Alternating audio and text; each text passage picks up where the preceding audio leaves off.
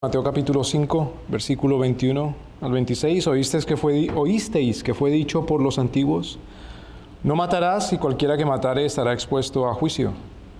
Mas yo os digo que cualquiera que sin razón se enojare contra su hermano estará en peligro de juicio. Y cualquiera que dijere a su hermano raca estará en peligro del concilio, y cualquiera que le dijere fatuo estará expuesto al infierno del fuego. Por tanto, si trajeres tu ofrenda al altar y allí te acordares que tu hermano tiene algo contra ti, deja allí tu ofrenda delante del altar y ve y reconcíliate primero con tu hermano, y entonces ven y presenta tu ofrenda. Ponte de acuerdo pronto con tu adversario mientras estás con él en el camino, no sea que el adversario te entregue al juez y el juez te entregue al alguacil y seas echado a la cárcel. De cierto os digo que no saldrás de allí hasta que pagues el último cuadrante. Oremos, Señor. Grande es tu reino, grande es la inmensidad de tu dominio. Imponente, Señor, es tu gobierno. Verdaderamente, Señor Dios, eres nuestro gobernante, nuestro juez, nuestro rey. Enséñanos tus caminos, Señor.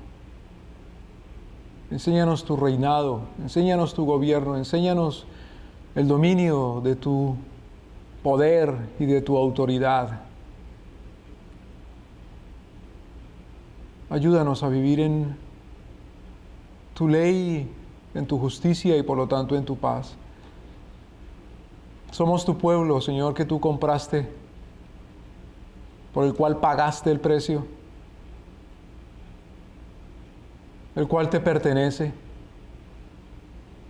Somos tu propiedad. Por lo tanto, ayúdanos, Señor Dios, a vivir en el orden de tu casa, de tu dominio. Te rogamos, Señor, tu compasión, tu misericordia. Abre nuestras mentes, Señor. Permítenos que dejemos a un lado la necedad y líbranos, Señor Dios, de la ignorancia, y líbranos de la cobardía, y líbranos de la negligencia, líbranos del pecado, del conformismo. Ayúdanos, Señor, a ser más como tú eres, para gloria y honra tuya, Jesucristo nuestro Señor. Amén. Es un pasaje interesante de las Escrituras, lindo. Tomen asiento, por favor, disculpen. A propósito, no es obligatorio pararse ni obligatorio sentarse. La gente es libre y la gente se inventa cosas que si no está parado no lee bien y que si no está sentado no sé qué. El Señor mira la actitud del corazón si estamos postrados de rodillas delante de Él permanentemente. No estoy criticando que la gente se pare, me debe entender. Lo que estoy diciendo es que no es obligatorio para poder ser enseñado por nuestro Señor estar parado, sentado, referirse a Él, llegar ante Él, ante nuestro Señor. En la postura del alma y del corazón, nuestro Señor ve la humillación. Bueno, en este pasaje nuestro Señor inicia de una manera interesante este segmento de su sermón, que es el Sermón del Monte. Y el Señor habla como el intérprete de la Biblia, como el intérprete de la ley. En el versículo 21 comienza diciendo nuestro Señor: oísteis que fue dicho por los antiguos, pero yo les digo. Con esto, nuestro Señor no necesariamente dice todo lo dicho por los antiguos está mal. Porque fíjense lo que nuestro Señor está citando aquí: no matarás. ¿De dónde sabemos que el Señor enseña no matarás? ¿De dónde sabemos que ciertamente es un mandato, un mandamiento, es la ley para nosotros el no matarás? ¿De dónde lo sabemos? ¿Porque está escrito en los códigos de las cortes? ¿Porque está escrito en los códigos legislados por la gente? ¿De dónde sabemos que es una falta horrenda, un pecado grave, un crimen gigante, el quitar la vida. Lo sabemos de Dios mismo nuestro Señor. Es su mandamiento. En los 10 mandamientos está escrito, no matarás. Y por supuesto está escrito también en el corazón de los hombres. Está escrito, como dice el apóstol Pablo, en su mente, en su conciencia. Lo que pasa es que el hombre por ser caído, el hombre por ser pecador, el hombre por nacer malo, no solamente se le olvida, sino que puede ser de no matar. Por lo tanto, eso que nuestro Señor ha escrito en el corazón de los hombres, en la conciencia de los hombres, no el mandamiento, pero lo que el Señor ha escrito en el corazón de los hombres está, no el mandamiento, pero el corazón es el que está manchado por el pecado. Y por lo tanto, habiendo escrito nuestro Señor su mandamiento en el corazón, siendo el corazón pecador, el hombre no lo respeta. El hombre es asesino entonces, no por naturaleza de creación, no por haber sido creado como asesino, sino es asesino por naturaleza, por el daño que ha ocasionado, el daño que está presente por la herencia pecaminosa, por la caída de Adán. Los niños no nacen santos, los niños no nacen impecables, los niños no nacen, claro, con la culpa de haber nacido ya asesinos, pero sí nacen con la culpa de traer la tendencia de asesinos en sus corazones. ¿Cómo que tienen la tendencia de asesinos? Claro que tienen la tendencia de asesino. Si ese niño tuviera el tamaño de una persona de 20 años, pues mata a su papá, mata a su mamá, sin remorderle la conciencia. Alguien dice, pero no sabe. No es cierto que no sabe. La Escritura dice que todo el mundo en su corazón y en su conciencia tiene escrita la ley de Dios. Pero el pecado, la mancha del pecado original, es tan gruesa que no deja ver. Es como si está escrito un libro bellísimo, con los mandamientos, con la voluntad de nuestro Señor. Pero se trae un barril con asfalto, de eso negro que usan para pavimentar las carreteras, las calles, y se le pone encima al libro. ¿Qué se ve de tinta? Absolutamente nada. Así es la tendencia pecaminosa del ser humano desde cuando nace.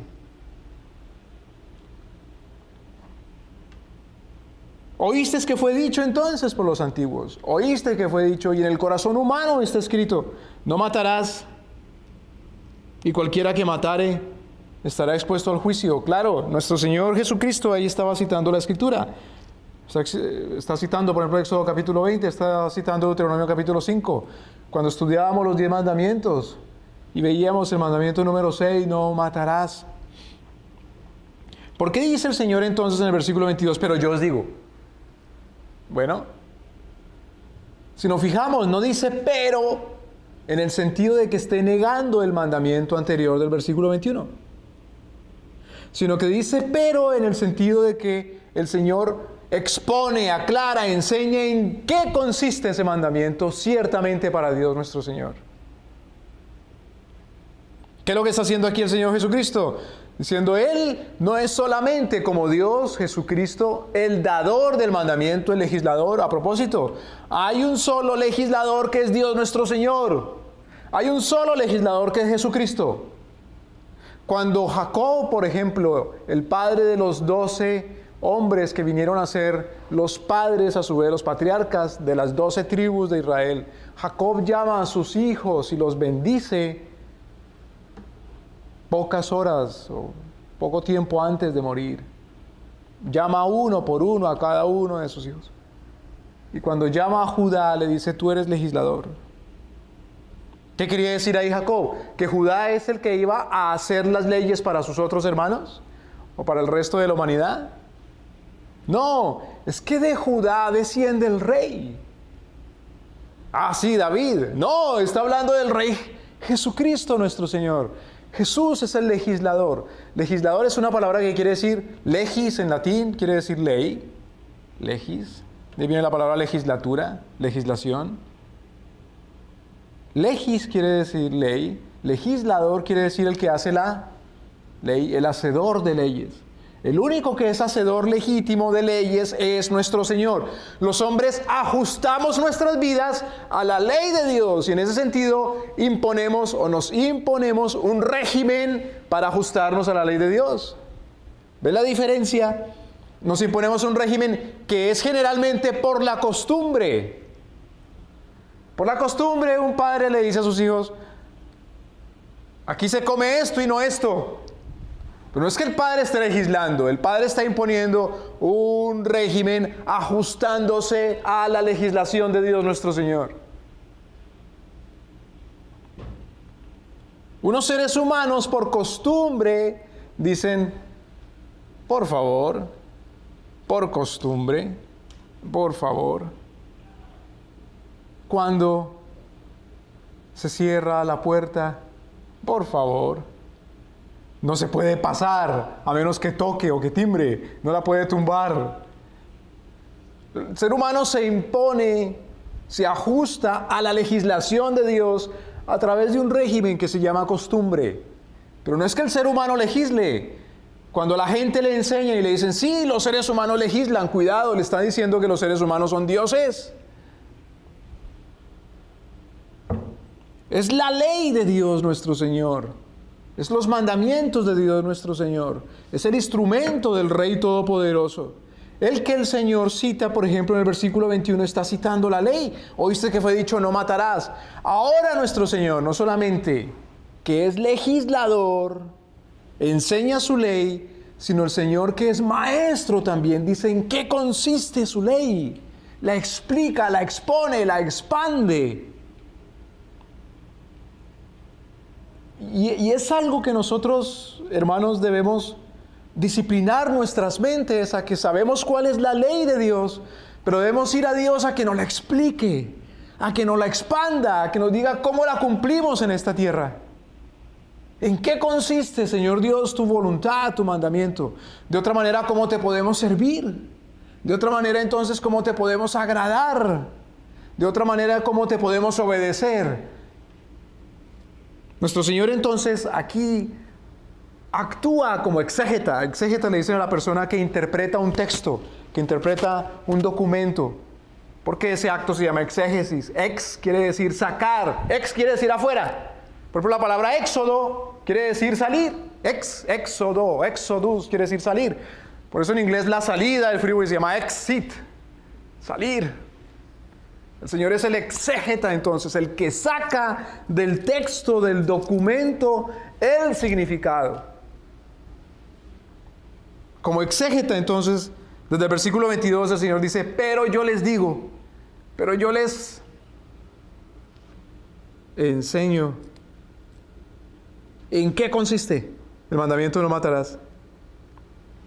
Claro, porque solamente el versículo 21 dice: no matarás, y cualquiera que matare está culpable del juicio. Fácil. No necesito que me expliques más, Señor. Todo el que mate es un asesino y por lo tanto es juzgado como asesino. ¿Qué dice la Escritura en cuanto a los asesinos? Todo aquel que derrame sangre, su sangre será derramada. ¿Qué le dice nuestro Señor a Caín, que es el primer asesino? Bueno, hay gente que dice que el primer muerto no fue Abel, sino que fue el burro, porque mató a Abel con la quijada del burro. Pero el primer asesinado, según la historia bíblica, es Abel. ¿Cuál es la pena que el Señor le impone? ¿Por qué no derrama su sangre? ¿Por qué no lo condena a la muerte? Bueno, ¿y quién lo va a condenar? Porque la única gente que existe en el tiempo de Caín y Abel es la familia de Adán. ¿Puede la familia condenar a muerte? ¿Puede la familia mejor ejecutar la pena de muerte? En la Escritura, por ejemplo, un hijo que se atreve a maldecir a su padre es digno de muerte. ¿Quién en la Escritura somete al hijo a la muerte? ¿El padre? No, sino los jueces civiles, según la Escritura, según la ley de Dios nuestro Señor. Por lo tanto, ¿quién podía condenar a Caín a la muerte? ¿Los hermanos de Caín, los otros hermanos? Suponemos que tenía hermanos y hermanas, porque dice que Caín fundó una ciudad y que tenía mujer e hijos. Entonces, por supuesto, de la propia descendencia de Adán y Eva debieron de haber salido la esposa de Caín y los hermanos, en fin. No podían condenar a Caín por el asesinato de su hermano Abel porque eran de la familia. Sin embargo, nuestro Señor le impone a Caín, claro, la pena. Y la pena es la expulsión. Hermanos, mire, es que es muy grave esto. En la Escritura, una persona que es desterrada, que se le saca, que se le corre de la nación, del país, es una persona que también le dice, si no te vas, te matan. Porque es equivalente en la Escritura. Cuando el Señor dice, el que hace tal cosa, ese será cortado dentro del pueblo. El Señor quiere decir, o el destierro o la muerte, cortado, sacado, expulsado, eliminado. No es más miembro de esta comunidad. Es algo grave. O mejor, esa pena es tan terrible, es tan severa, porque el delito, el crimen que ocasionó la pena es muy grave. Y en la Escritura es un crimen que equivale a haberle quitado la vida a otro, o haber denigrado de Dios mismo. La blasfemia, la apostasía, la brujería, el adulterio, el asesinato, el secuestro, son castigados con cortar del pueblo, con la muerte, con expulsar de la comunidad. Por eso decimos que el hombre no puede legislar, porque si el hombre legisla, rompe con ese orden. Si el hombre se atreve a hacer más leyes, el hombre más bien se acomoda mediante un régimen a la ley de Cristo nuestro Señor. Por lo tanto, el hombre toma la costumbre, generalmente es por medio de la costumbre que se acomoda a la ley de Cristo. Pero cuidado, no matarás no quiere decir simplemente quitarle la vida biológica o física a alguien. Es lo que nuestro Señor comienza a explicar ahora. Versículo 22. Pero yo os digo, cualquiera que sin razón se enojare, cualquiera, la traducción aquí es cualquiera que sin causa legítima se enoja contra su hermano, estará en peligro del juicio o es culpable del juicio. Cualquiera que sin causa legítima, que si uno dice, no, pero sí hay razón, porque mire, razones hay miles, ¿no? Pero la razón es razonable cuando la razón es legítima según Cristo nuestro Señor. La razón no es aquello que enseñan los paganos, que es lo que suena lógico. Para los paganos lo razonable es lo que suena lógico, pero cuidado, las cosas suenan lógicas con base en lo que la gente cree. Si la razón que alguien da de alguna cosa está en contra de la fe, entonces deja de ser razonable. Los paganos han separado la razón de la fe. Y dicen, la razón es la razón y la fe es la fe. Y cuando es razonable independientemente de la fe. Mentira. Para que algo le suene razonable a uno, tiene que estar en armonía con lo que uno cree fundamentalmente.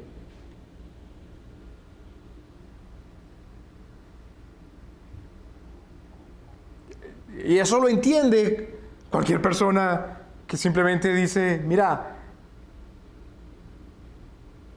es razonable que yo no salga a la calle desnudo cuando cae nieve porque me muero, pero primero tiene que creerlo. Porque si no lo cree, no le resulta razonable.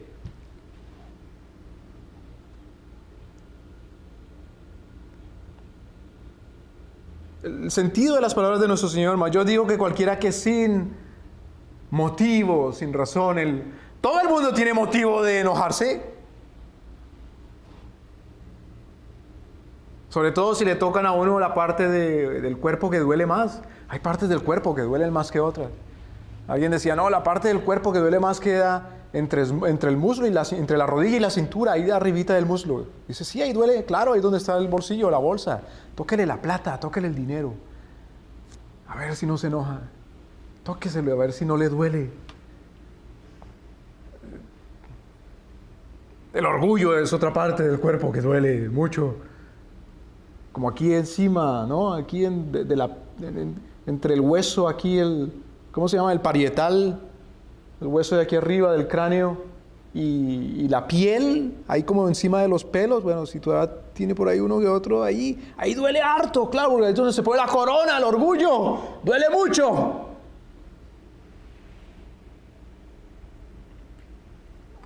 Todo el mundo tiene razón de enojarse si le toca su orgullo, si le tocan su dinero. Pero cuando nuestro Señor dice aquel que se enojare sin razón, está diciendo sin legitimidad según la Escritura. Si nosotros vamos un momento a Efesios capítulo 4.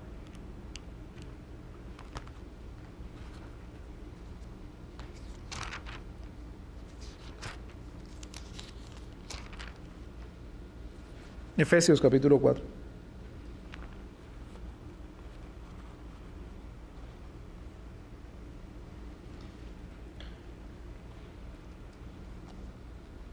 Cuando nuestro Señor Jesucristo dice cualquiera que se enojare, ¿sabe cuál es la palabra en griego? Es orge. Es una derivación de la palabra orge. Cualquiera que sin causa se orge, cualquiera que sin razón se orge, cualquiera que sin causa legítima se orge, cualquiera que se enojare. Ese orge es la misma palabra que usa el apóstol Pablo cuando dice que nuestro Señor Jesucristo, Dios, el Padre, el Hijo y el Espíritu Santo, la Santísima Trinidad completa, está airado contra toda injusticia e impiedad de los hombres que detienen con injusticia la verdad. Nuestro Señor se orge, se enoja. Y es la misma palabra que usa Pablo aquí, en Efesios capítulo 4. Versículo 26. Fíjese cómo dice. Efesios 4, 26. Hay un mandamiento que hace aquí Pablo. Entonces Pablo da los mandamientos del legislador. No, Pablo cuenta los mandamientos de Dios por la inspiración del Espíritu Santo. ¿Cuál es el mandamiento del Espíritu Santo aquí por la pluma, por el lápiz, el estilo de Pablo? Efesios capítulo 4, versículo 26 dice, airaos. Hay un mandamiento del Señor que es airarse.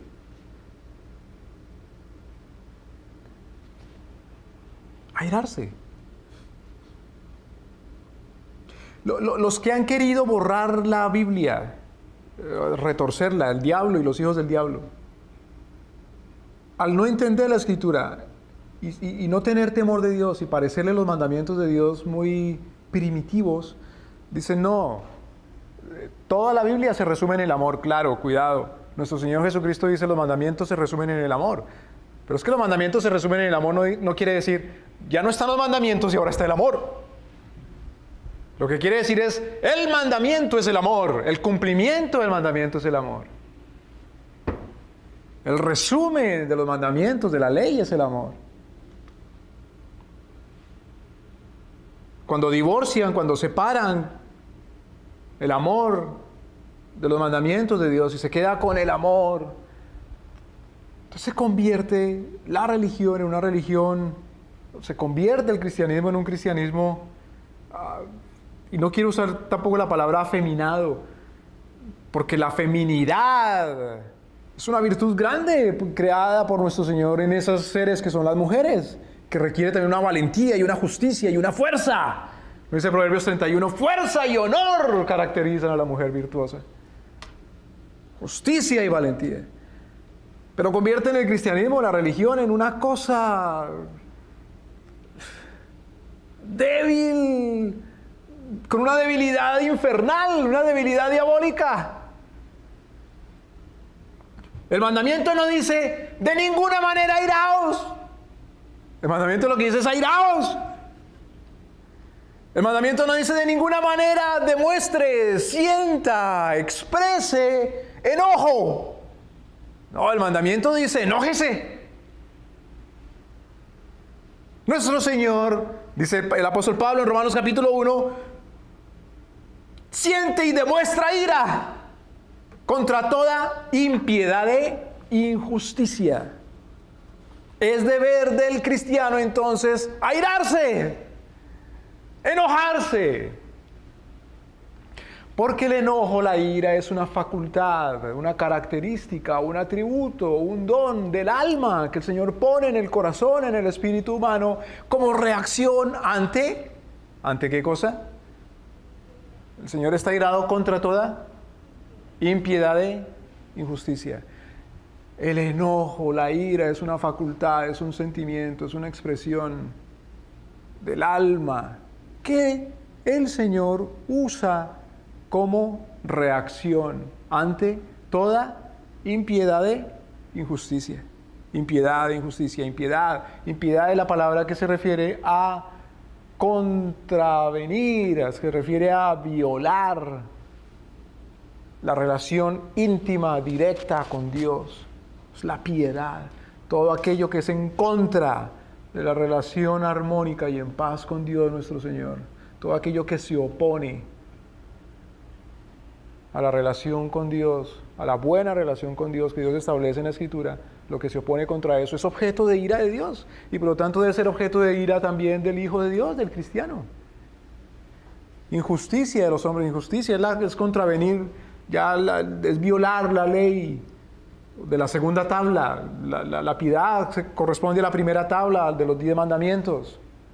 No tener otros dioses, no postrarse ante las imágenes, no levantarse ídolos, es decir, concebir que hay cosas que son tan grandes autoridades como Dios lo es, que es tan salvador como Dios salva, que es tan poderoso como Dios es poderoso, que es tan bueno como Dios es bueno, que es tan santo como Dios es santo, que es tanto Dios también. Eso es una falta contra la piedad. La injusticia es falta en contra del prójimo. Son las violaciones de la segunda tabla o a la segunda tabla de la ley, las violaciones a los mandamientos que tienen que ver en la relación con el prójimo, desde honrar a padre y madre en adelante. Hay que airarse por eso y enojarse. Yo no sé si ustedes recuerdan una imagen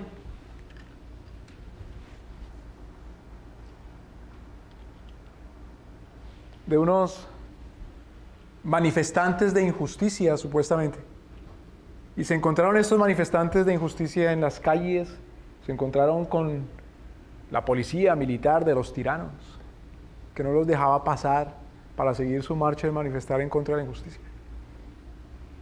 Y estos manifestantes traían unas flores, unas rosas, y se las metieron las rosas, las flores, en el huequito del cañón de los fusiles de estos malvados. Yo no sé si ustedes han oído eso de que Dios odia el pecado, pero ama al pecador. Yo no sé si ustedes han oído eso de que nosotros los cristianos amamos a los sodomitas. Todo eso es mentira. Bueno, podrá haber por ahí alguien. Ahora, el amor de Cristo ciertamente es eterno y es perfecto. Y el Señor manifiesta su amor. Una manifestación del amor de Dios es la paciencia. No confundamos la paciencia de Dios nuestro Señor con su amor salvífico. En la paciencia nuestro Señor detiene su ira. Detiene su ira. Porque si el Señor no detuviera su ira en su paciencia, ¿qué seríamos? Como Sodoma, como Gomorra. Si el Señor no detuviera su ira en su paciencia, pues simplemente el Señor hubiera destruido todo ya. Acordémonos que el Señor le dice a Moisés: mira, voy a eliminar este pueblo y voy a comenzar un nuevo pueblo contigo, Moisés. Y Moisés le dice: no, Señor, no hagas tal cosa. Por favor. ¿Qué van a decir los pueblos de los paganos? ¿Qué van a decir los egipcios? ¿Qué van a decir los cananeos? Que sacaste a este pueblo de la esclavitud de Egipto para luego destruirlo. Cuidado, Moisés no le estaba dando un consejo al Señor. Moisés estaba hablando en armonía con la actitud y el corazón de Dios que estaba probando a Moisés. Dios es paciente. Precisamente esa es una característica del Señor que dicen las Escrituras, que dicen los profetas. Lento para la ira, clemente y misericordioso. grande en misericordia, que perdonas a tu pueblo.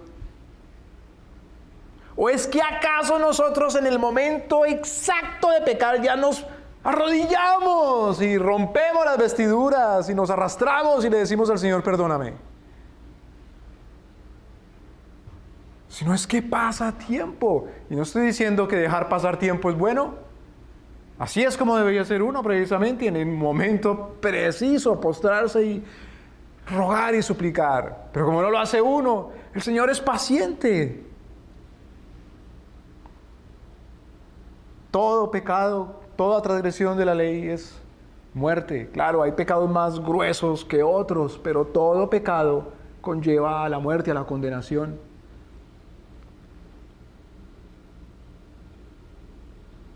Pablo entonces dice, airaos. Efesios capítulo 4, versículo 26. Pero no pequéis. Igual puede decir alegraos, pero no pequéis. O entristeceos, pero no pequéis. Cualquier facultad de la emotividad humana que sea natural por creación es buena. El enojo es bueno. La ira es buena. La alegría es buena. La tristeza es buena. La pregunta es, ¿cuándo es buena? ¿Absolutamente en todos los casos? Claro que no. Por eso dice Pablo, airaos, pero no pequéis. Es que nuestro Señor también siente ira. Bueno, revísese entonces si la ira es conforme a Cristo. Porque si la ira no es conforme a Cristo, la explicación, la exposición que nuestro Señor hace del mandamiento, no matarás, si la ira no es con base en Cristo, nuestro Señor dice, eres un asesino. Puede que no haya todavía matado al objeto de ira, aquel con el cual está irado, pero ya es un asesino. Pero ¿cómo me vas a acusar de asesino si todavía no he matado? Bueno, es que si lo mata es por asesino. No puede decir que es una persona que respeta la vida y lo mató injustamente. Fíjese, los hombres, los seres humanos, nuestro Señor no nos permite juzgar antes de cometidos los delitos. Antes de cometer el delito, nosotros no podemos a nadie castigar. ¿Me deben entender, hermanos? Antes de cometer el delito, nosotros no podemos castigar. Por eso es una cosa miserable y criminal, y es un delito mismo, detener a la gente inocente, dizque por evitar delitos. Detener a la gente inocente que no ha cometido ningún delito, que dizque por prevenir un delito, es ya un crimen. Y mucho más si por detenerlo entonces se le mata. Y mucho más si este no deja detenerse y tiene todo el derecho de no dejarse detener, porque no es un criminal, no ha cometido ningún delito. Y sin embargo, por no dejarse detener, lo matan. Eso es un crimen. Solamente nuestro Señor sabe y conoce el corazón humano. Él es el único que puede juzgar y condenar por las actitudes del corazón, antes siquiera de hablar con base en esa actitud o de obrar con base en esa actitud. ¿Me voy a entender? Por eso Pablo, por ejemplo, cuando da las instrucciones de cómo tomar la comunión o la cena del Señor, como se le llame, o la Eucaristía, Pablo dice, cada uno júzguese a sí mismo porque sabe que tiene en su corazoncito. No dice, ¿va a tomar la cena del Señor? Llame a los ancianos y a los presbíteros y a los obispos y a los cardenales y hasta al Papa para que lo juzgue a ver si puede tomar la cena del Señor. Claro que si hay cosas, si hay delitos que son ya públicos, entonces eso se juzga de manera pública. Pero si hay algo tan íntimo como que está en el pensamiento, ¿cómo se atreve otro a juzgarlo? Los tiranos, los malos, quisieran conocer hasta el pensamiento y lo más íntimo de los seres humanos. Por eso penetran hasta lo más profundo e íntimo del alma y de los tuétanos, que dice la Escritura que solamente le pertenece a Dios, porque es su palabra poderosa la que penetra hasta lo más íntimo de la conciencia, es decir, de los tuétanos. Pero es un ser humano que es temeroso de Dios, un cristiano, un hijo de Dios, no se debe dejar someter a la hipnosis, porque le están desnudando el alma, de lo cual no tiene nadie derecho a hacer, sino solamente Dios nuestro Señor, ante el cual estamos desnudos. Airaos, pero no pequéis, cuidado. Y nuestro Señor dice bien cuando la ira es ilegítima, cuando la ira es ilegítima, cuando la ira no es contra toda impiedad e injusticia de los hombres que detienen con injusticia la verdad. Y no solamente eso, sino que hay un procedimiento para la ira. Hay un procedimiento para la ira. ¿Cómo así hay un procedimiento para la ira? ¿Sí? El desatar la emoción del enojo tiene un procedimiento bíblico. No simplemente que estoy airado por injusticia y por estar airado por esa injusticia puedo hacer y desatar mi ira como se me dé la gana. Oiga, qué cosa tan indignante es para un hijo de Dios ver a un niño que es desobediente con su papá y su mamá y que le pega al papá y a la mamá y que humilla al papá y a la mamá. Eso es indignante. ¿Por qué? Es que, hermanos, entre los mandamientos que nuestro Señor da para honrarlo, amarlo, respetarlo, adorarlo a Él, y los mandamientos que nuestro Señor da para honrar, amar, respetar a los seres humanos, está en la mitad del mandamiento de honrarás a tu padre y a tu madre. Honrar a padre y madre es la bisagra entre cumplir los mandamientos a Dios nuestro Señor directamente, la primera tabla, y cumplir los mandamientos para con nuestro prójimo. En otras palabras, si es indignante que un niño sea cruel y malo con otro niño, ¿cuánto más que sea cruel y malo con la mamá? ¿Me explico? Eso causa ira e indignación. Ciertamente, como dice Proverbios, es vergüenza del papá y es vergüenza de la mamá. Pero uno no puede hacer las veces de papá y mamá y quitarse el cinturón y pegarle a él si no es el papá. Entonces, hay que manifestar ira, pero aún la manifestación de la ira tiene una justicia. Airaos, pero no pequéis.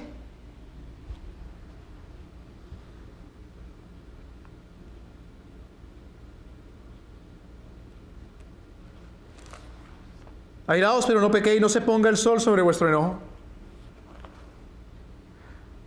¿Cómo que no se ponga el sol sobre vuestro enojo? No se ponga el sol, no llegue la aurora, no se haga de noche, pues, y todavía está con la misma ira. Señor, pero ¿cuándo para la ira? Para Dios nuestro Señor. Hermano, la ira no para sino con la justicia. En la Escritura, la ira no para sino con la justicia. ¿Y qué es la justicia? La justicia es la aplicación de la ley de Dios. Y la aplicación de la ley de Dios tiene resultados. La aplicación de la ley de Dios puede resultar en el perdón. Una forma de quitar la ira, perdóneme, la forma de quitar la ira es hacer justicia. Una forma de hacer justicia para con algo grave es el perdón. Pero el perdón tiene también sus propias leyes, sus propias características y sus mandamientos. Es otra cosa, otro torcer el cristianismo, la cristiandad, la Biblia, la ley bíblica, decir, hay que perdonar todo así ya. No importa lo que se haga, lo que se diga, lo que se piense, cómo, hay que perdonar cómo, pues así ya, perdona y listo. Porque así no es. El apóstol Pablo le dice a los filipenses, perdonaos los unos a los otros, así como ¿quién? Así como Cristo os perdonó. Entonces no podemos perdonar, sino ¿de qué manera? De la manera como Cristo perdona. La pregunta, Cristo perdona absolutamente a todo ser humano, sin excepción. No, porque de otra manera no habría infierno. No, porque de otra manera no diría otra vez Pablo: la ira de Dios se manifiesta contra toda injusticia e impiedad de los hombres que detienen con injusticia la verdad. ¿Cristo perdona absolutamente a todo ser humano? No. Claro que no. Entonces, ¿a quién? Al arrepentido, al humillado. Es en el arrepentimiento que hay un perdón. Dice: no, espérate, porque si yo no veo que se arrepienta, entonces ¿qué quiere? ¿Que haga? ¿Que vaya y lo mate? Pues tampoco, porque tiene que cumplir la ley de Dios. No puede matar a la gente, a no ser que sea una autoridad puesta para eso, claro. Entonces ¿qué quiere? Que me aguante y me muerda la lengua y... No, pero no puede ir a pegarle al niño de otro, porque no es su hijo. Entonces, ¿cómo hago justicia? Pues con el instrumento que Dios le da para hacer justicia. La palabra de Dios es el principal instrumento que Dios nos da para hacer justicia. ¿Cómo? Mediante el testimonio, mediante la predicación, mediante la palabra, mediante decir. La mujer que es objeto, por ejemplo, del abuso de un hombre, ¿qué dice la Escritura? Cállese y perdone. No, dice la Escritura, inmediatamente grite, denuncie, dé voces, hágalo saber prontamente en el acto, cuanto antes, repetidamente, muy fuerte. La aplicación de ese mandamiento en cuanto al tratamiento para con la injusticia es de resistencia ante el mal. Airaos, pero no pequéis, no dejéis que se ponga el sol sobre vuestro enojo, que no se haga noche y todavía está enojado. Es decir, procure de alguna manera hacer justicia antes de que anochezca.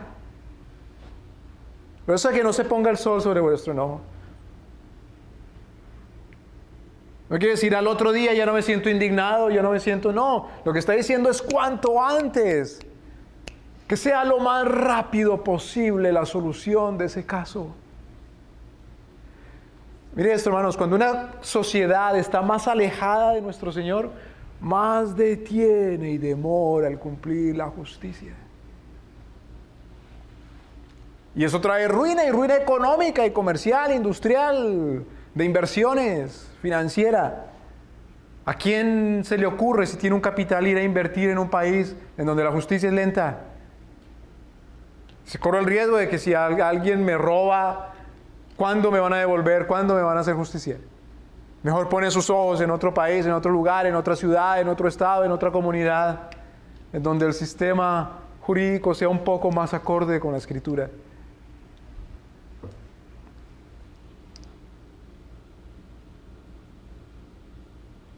No se ponga el sol sobre vuestro enojo, quiere decir no sea negligente en cuanto a la justicia. Airaos, pero no pequéis, no se ponga el sol sobre vuestro enojo, ni dé lugar al diablo.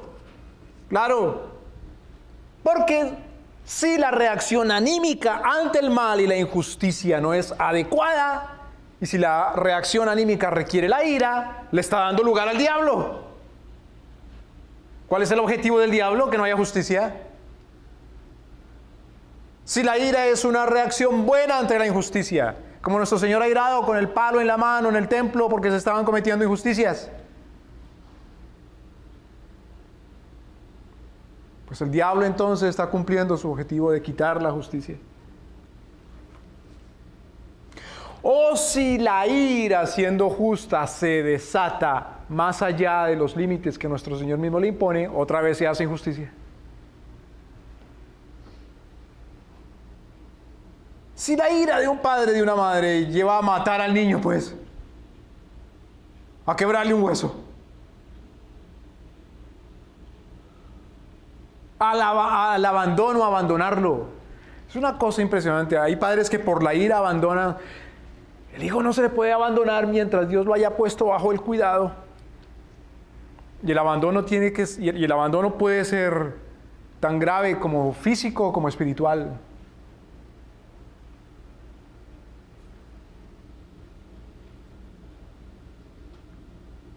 Hay casos tan desesperados en la vida que uno ve padres que dicen, bueno, o tengo que abandonar la familia por un tiempo o nos morimos de hambre. Es terrible. Es terrible, Señor, ten misericordia de la familia. Pero cuando no es necesario el abandono y sin embargo se abandona físicamente.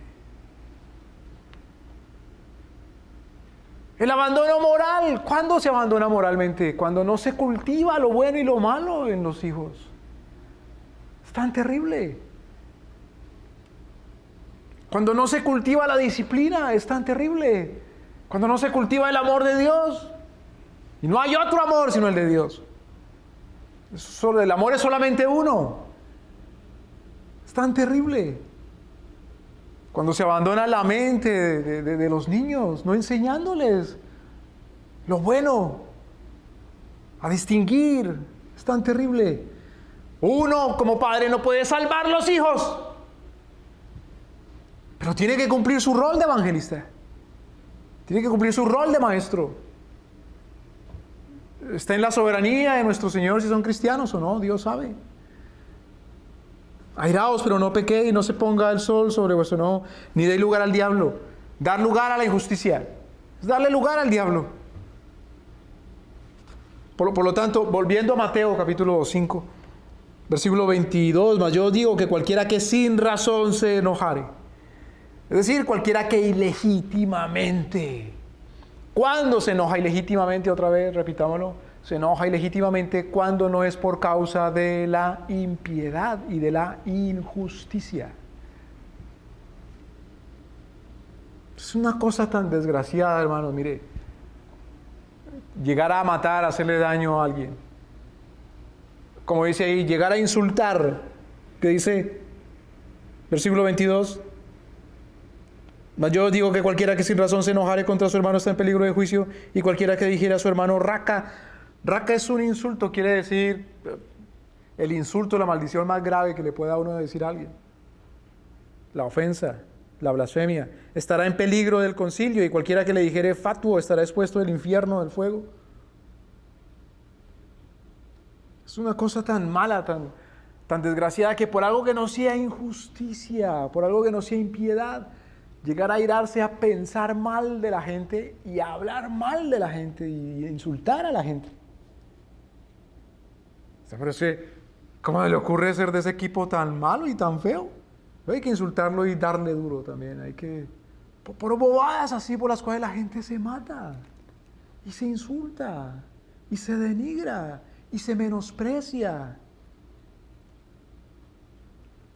El odio racial es una cosa tan desgraciada y tan terrible, tan diabólica, tan asquerosa. El odio nacionalista es una cosa tan terrible, tan desgraciada, tan sectaria. ¿En qué se caracteriza la secta? La secta se caracteriza en que no son los miembros de ese grupo seguidores del Dios Altísimo, sino seguidores del concepto, opinión de uno o varios hombres. Cuidado, cuando uno es seguidor del concepto u opinión de un hombre, y es seguidor del concepto u opinión de un hombre, aún para llegar a manejar su vida con base en la opinión de ese hombre, eso no es un sectario. Cuando uno llama a lo bueno, cuando uno le dice alguna cosa, bueno, malo, justo, injusto. ¿Y por qué? Pues porque fulano dice. No es un sectario. Puede que no pertenezca a una iglesia que se llama la secta, pero es un sectario. Y hay sectarios por política, por filosofía, por nacionalismo, por deporte, por cultura, por religión. Es Dios nuestro Señor el que nos da la ley, que nos dice lo que es bueno y malo.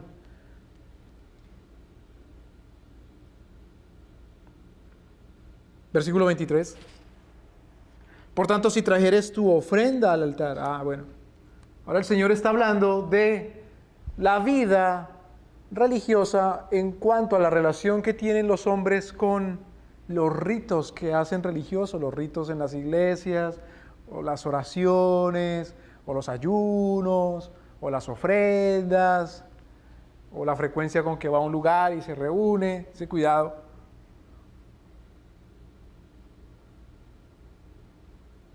Los fariseos, y qué cosa tan interesante, la palabra fariseo quiere decir los derechos, los correctos.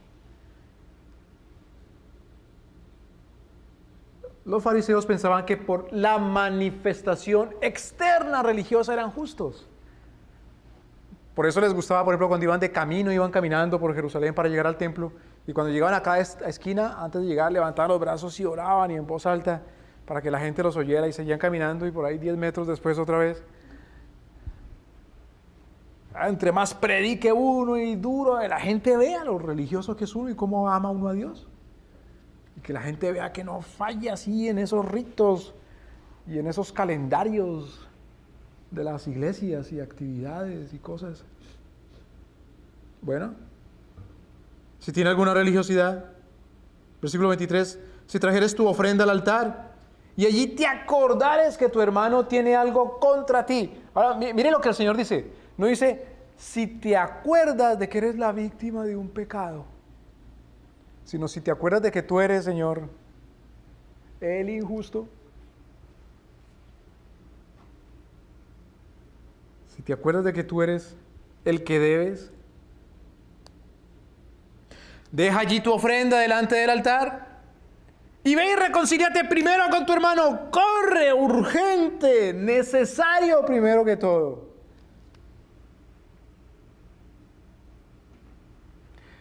Claro, en la Escritura hay mandamientos de carácter religioso, o mejor, en la Escritura hay mandamientos de carácter litúrgico, ritual. Y hay gente que se enciende en ira y se pone rojo y se le ponen coloradas las orejas. Y dice, no, nosotros, la Escritura ya no nos enseña ritos y no seguimos ritos. Claro que sí es rito. El bautismo es un rito. La celebración de la comunión es otro rito. Eso no tiene nada de raro. Rito es una práctica que se hace, que se convierte en una costumbre y está enmarcado en un tinte religioso. Hay ritos que son legítimos y otros que no. Pues, para ser extremistas, el sacrificio de niños es un rito ilegítimo. Es decir, el aborto es un rito de lo más desgraciado que hay y diabólico. Por los cual, a propósito, rito por el cual los cristianos no cumplen el mandamiento de Dios, que es airarse.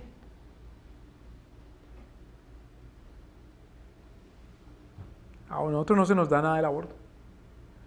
Los malos son los musulmanes. Por allá en Arabia y yo no sé dónde.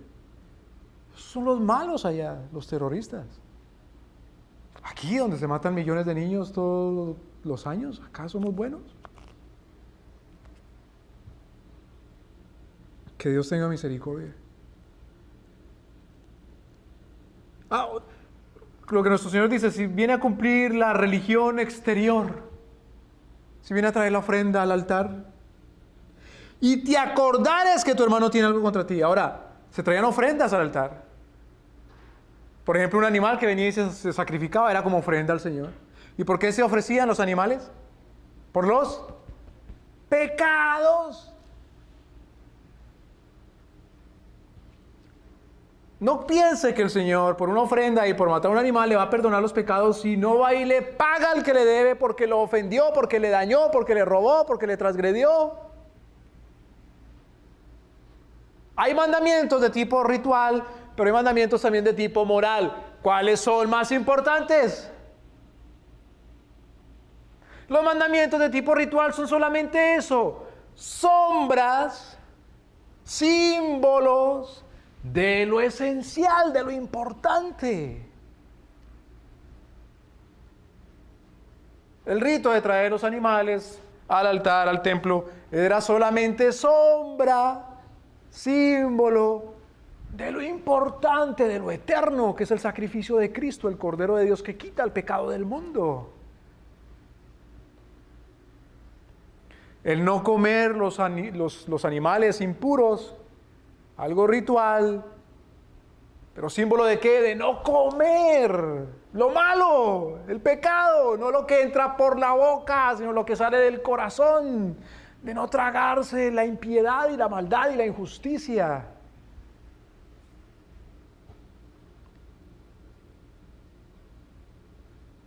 El pacto de nuestro Señor con su pueblo es fundamentalmente un pacto ético.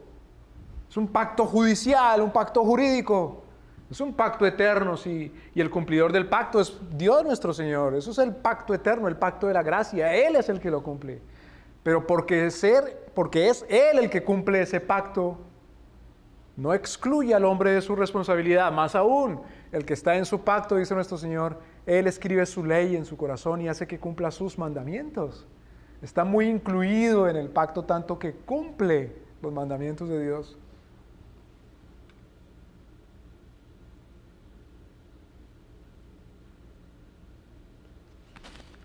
Versículo 24, deja allí tu ofrenda delante del altar y ve, reconcíliate primero con tu hermano. Y entonces ahora sí ven y presenta tu ofrenda. ¿Pero para qué, Señor? Si yo necesito es que me perdones tú, no que me perdones es el que yo ofendí. Pero tiene que buscar el perdón de Dios con las condiciones que Dios le da para que busque el perdón. ¿Quién es la gente más odiada en el tiempo de nuestro Señor? Los recolectores de impuestos. El IRS, pues. La oficina de recaudación. Es la gente más odiada. Le decían los publicanos. Una vez el Señor se encuentra con un publicano que era enano. Le dice nuestro Señor: Zaqueo, hoy tengo que vivir, hoy tengo que posar, hoy tengo que quedarme contigo en tu casa. Lo recibió Zaqueo, le dice: Señor, si a alguno le debo algo, le he quitado, se lo devuelvo. 4 veces. ¿Qué dice el Señor? Hoy ha llegado la salvación. Este es hijo de Abraham. Qué interesante, porque Lucas no menciona ahí que Zaqueo le dice al Señor: Señor, perdóname. Qué interesante, porque Lucas no dice ahí: fue Zaqueo corriendo al altar a ofrecer un sacrificio por sus pecados, por ser tan publicano, tan recaudador de impuestos, quitarle a la gente lo ajeno. Sino que dice: Señor, yo le voy a devolver. Y Jesús le creyó porque conocía su corazón. Dijo: ya ha llegado la salvación. Que es la manera como nuestro Señor nos enseña a hacer de verdad sacrificio por nuestros pecados, y es hacer reparación. Ahora, ¿cómo repara uno a Dios? ¿Cuándo le acaba de pagar? Como en la parábola que nuestro Señor enseña, había un hombre que le debía 10,000 talentos al rey. 10,000 talentos es el equivalente al salario de 10,000 años. ¿Cuándo acaba? ¿Termina de pagar? Por eso Cristo nuestro Señor paga nuestros pecados, porque Él sí termina de pagar. Entendamos, hermano, nosotros no podemos terminar de pagar. ¿Cuánto tiempo en el infierno debemos estar para ya salir? Mira, me metieron al infierno, pero no te preocupes que en 10,000 años ya te veo allá en el cielo, cuando termine de pagar. O en el purgatorio. No se puede terminar de pagar las ofensas a Dios vivo, porque el Dios vivo es un Dios eterno, perfecto, santísimo, que le paga uno a Dios y todo es de Él. ¿Qué le damos a nuestro Señor? Él es Dios. Cristo es la paga, porque el que pagó es Dios mismo, con la humanidad que tomó para pagar. Pero al prójimo no se le paga como se le paga a Dios. A Dios solamente se le puede pagar con la sangre de Cristo nuestro Señor.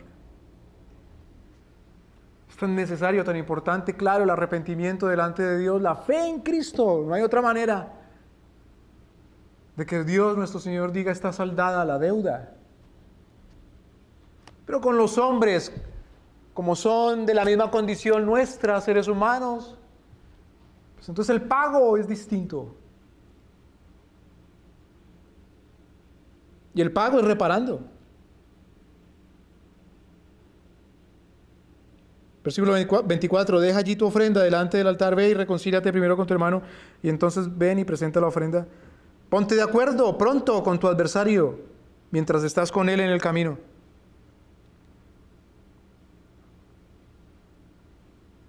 en la ley de Dios, hermano, la enemistad. La enemistad es el último recurso.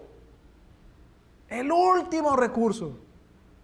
La enemistad es el último recurso. Por eso, cuando las naciones son fieles seguidoras de Dios nuestro Señor, no salen por el mundo a declarar la guerra como locos o a lanzar bombas sin haber declarado la guerra, la mamá de las bombas.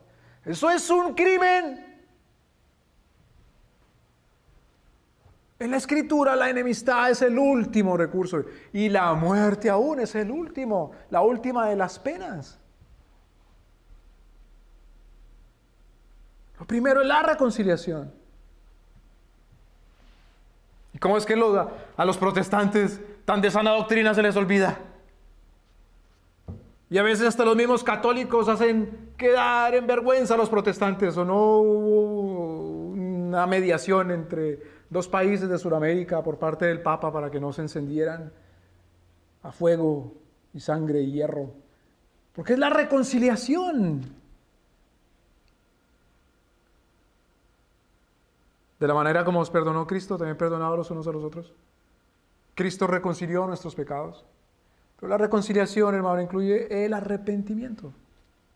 ¿Qué hago entonces cuando no hay arrepentimiento? Cuando mi hermano peca contra mí y no está arrepentido, bueno, trátalo como, ahora sí, un publicano. Pero cuidado, si lo tratas como publicano y como gentil, ve si tienes tú la autoridad de entablar sanciones contra él. Porque si no tienes la autoridad de entablar sanciones contra él, entonces tú mismo también te vas a comportar como otro publicano y gentil. Pero si tienes la obligación y la facultad de entablar sanciones, hazlo. Y todo cristiano tiene la facultad de sancionar con la Biblia. ¿Cómo sanciona todo cristiano con la Biblia? Así como hacía un tal Don Juan el Bautista, que decía: generación de víboras, ¿quién nos enseñó a huir de la ira venidera? Arrepentíos y creed para que vuestros pecados sean perdonados. Claro, hermanos, cuando los cristianos tienen el recurso de ir a apelar ante jueces porque hay cortes buenas, pues lo puede hacer. Cuando no, pues ¿qué hace el pobre? Pero tampoco ningún pobre tiene el recurso de la Biblia y tiene que denunciarlo. Es decir, tiene que predicar eso, la sana doctrina, y la sana doctrina son los juicios de nuestro Señor. La sana doctrina no son los 5 puntos del calvinismo y ya. La sana doctrina es toda la enseñanza de Cristo. Porque doctrina quiere decir enseñanza. Y todo lo que Cristo enseña es sano. Y es obligatorio decirlo. Por eso dice la Escritura: toda la palabra, toda la Escritura es inspirada y útil para que todo hombre sea enteramente preparado para toda buena obra. Dios mediante continuaremos entonces. Versículo 27, que es la continuación de la enseñanza de Cristo. Oísteis que fue dicho, pero yo os digo. Oremos.